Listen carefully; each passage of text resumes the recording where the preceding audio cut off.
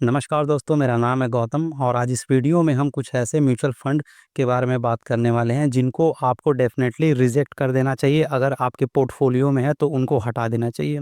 इसके पीछे का कारण है इसका रिटर्न। पिछले 1 साल में इन सभी फंड ने बहुत ही खराब प्रदर्शन किया है। मिनिमम 10% से लेके मैक्सिमम -16% तक का इन्होंने नेगेटिव रिटर्न दिया है। तो अगर ये फंड आप निवेश कर रहे हैं इन सभी फंड में या फिर निवेश करने के बारे में सोच रहे हैं तो एक बार रुक जाइए और ये वीडियो पूरा देखिए। दोस्तों, म्यूचुअल फंड काफ़ी अच्छा माध्यम माना जाता है स्टॉक मार्केट में पैसा लगाने का। वैसे स्टॉक मार्केट में अगर आप चाहें तो डायरेक्टली स्टॉक को परचेस करके भी इन्वेस्ट कर सकते हैं, लेकिन वहाँ पर रिस्क थोड़ा ज़्यादा हो जाता है। लेकिन अगर आप म्यूचुअल फंड के माध्यम से जाते हैं तो चूँकि यहाँ पे डाइवर्सिफ़िकेशन होता है, तो इस वजह से ये रिस्क डायरेक्ट इन्वेस्टमेंट की तुलना में यहाँ पे रिस्क थोड़ा कम हो जाता है। लेकिन फिर भी अगर आपने गलत फंड सेलेक्ट कर लिया तो यहाँ पे भी रिस्क ज़्यादा हो जाता है आपके पैसे डूबने का। तो इस वीडियो में जो हम म्यूचुअल फंड की बात करने वाले हैं जिन्होंने बहुत ही खराब प्रदर्शन किया है, बिल्कुल नेगेटिव रिटर्न दिया है, उनको शॉर्टलिस्ट कैसे किया गया है इसके बारे में मैं आपको बता देता हूँ। यहाँ पे जो इन्फॉर्मेशन आपको बताई जा रही है उसका सोर्स ऑफ इन्फॉर्मेशन है फाइनेंशियल एक्सप्रेस न्यूज़पेपर। उसकी जो फाइनेंशियल टीम है उसने ये शॉर्टलिस्ट किया है। बस मैं यहाँ पे आपको एक्सप्लेन करके बता रहा हूँ कि ये फंड हैं जो कि आपको हटा देना चाहिए। तो चलिए बिना किसी देरी के मैं आपको सीधे फंड का नाम बता रहा हूँ और इसके साथ ही मैं एक्सप्लेन करते जाऊँगा कि क्यों नहीं आपको इस तरह के फंड में निवेश करना चाहिए, क्यों इस तरह के फंड को आपको अवॉइड कर देना चाहिए। तो यहाँ पे मैंने ऑलरेडी सब कुछ लिख के रखा हुआ है, वो मैं आपको पहले बता देता हूँ।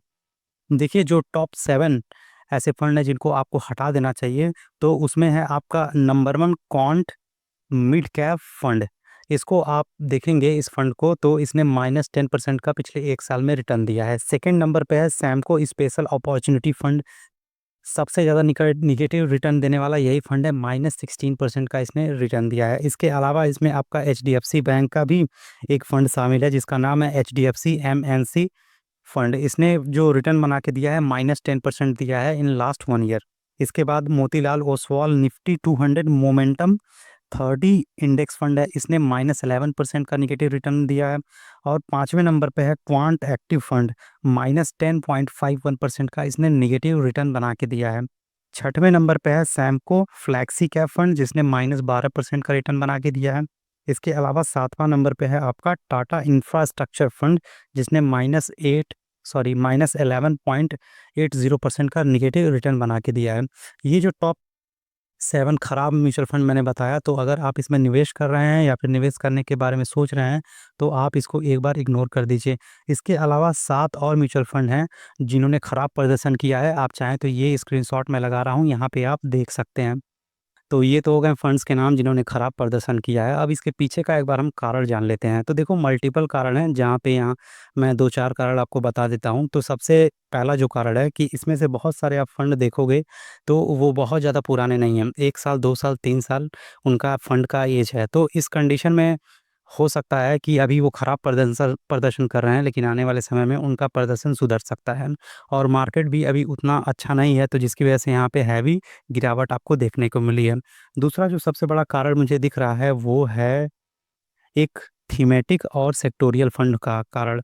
मतलब यहाँ पे आप देखोगे जैसे टाटा इंफ्रास्ट्रक्चर फंड है, इसके अलावा आप देखेंगे तो आपका एचडीएफसी एमएनसी फंड है और भी बहुत सारे फंड हैं। तो ये सारे फंड आप देखेंगे तो किसी एक पर्टिकुलर सेक्टर में इन्वेस्टमेंट करते हैं जहाँ पे डाइवर्सिफिकेशन बहुत कम होता है, तो जिस वजह से यहाँ पे हैवी गिरावट आपको देखने को मिली है।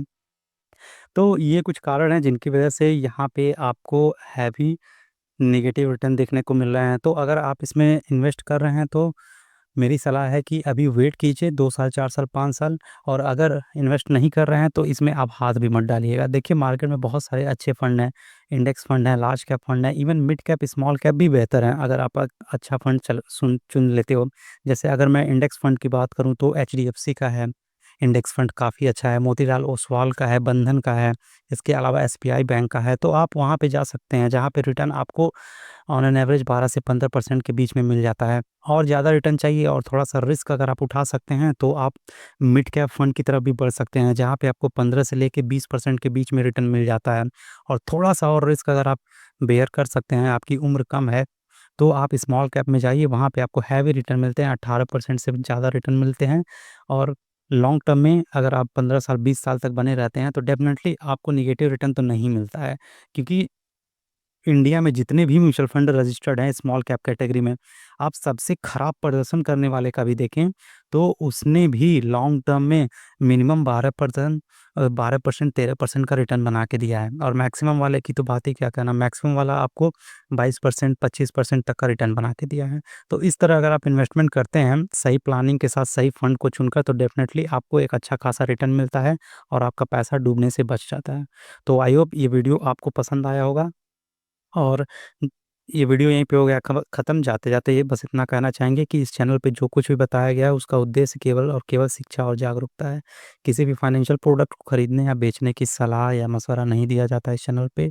सो अगर आप निवेश करना चाह रहे हैं तो अपने खुद से पहले रिसर्च करें, कौन से फंड में निवेश करना है कौन से नहीं करना है। आपका जो भी फाइनेंशियल एडवाइज़र है उससे पूछें, जांचें परखें, उसके बाद खुद के रिस्क पे इन्वेस्टमेंट करें।